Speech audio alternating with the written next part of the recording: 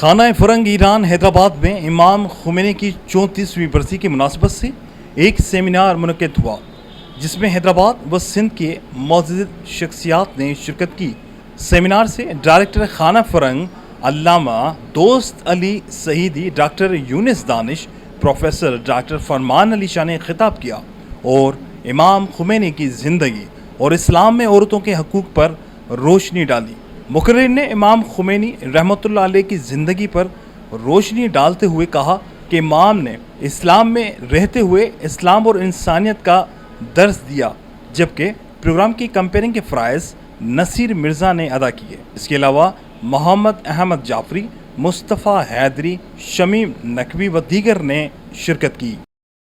امام خمینی رضوان اللہ تعالی علیہ جو فرزند زہرا، جو میں یہ کہتا ہوں کہ مولا امیر المومنین علی ابن ابی طالب کی وہ ظاہری ولایت کے بعد کسی کو وہ موقع نہیں ملا جو حضرت امام خمینی رحمۃ اللہ علیہ کو ملا، جنہوں نے دنیا میں جو ہے تشیع کو اونچا کیا، بلکہ آسمان تک پہنچا دیا۔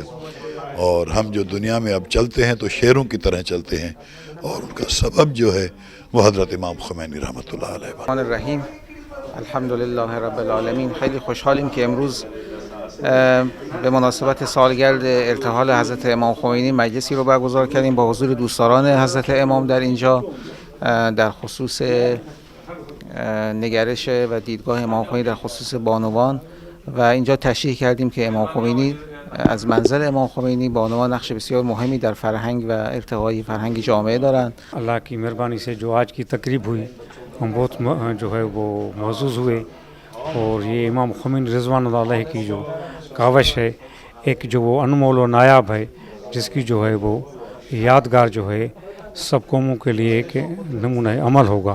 میں سید علی قیصر رضوی امامیہ آرگنائزیشن حیدرآباد ریجن کا ناظم کی حیثیت بات کر رہا ہوں۔ ہم امام خمینی کی برسی جو اس وقت خانہ فرنگ حیدرآباد میں منائی گئی، اس میں شرکت کے لیے آئے تھے۔ ہمیں بہت اچھا عنوان ملا ہے خواتین کے حوالے سے، کیونکہ امام خمینی نے خواتین کو افضلیت دی ہے تاکہ معاشرہ سنبھل سکے اور معاشرہ بہتر بن سکے۔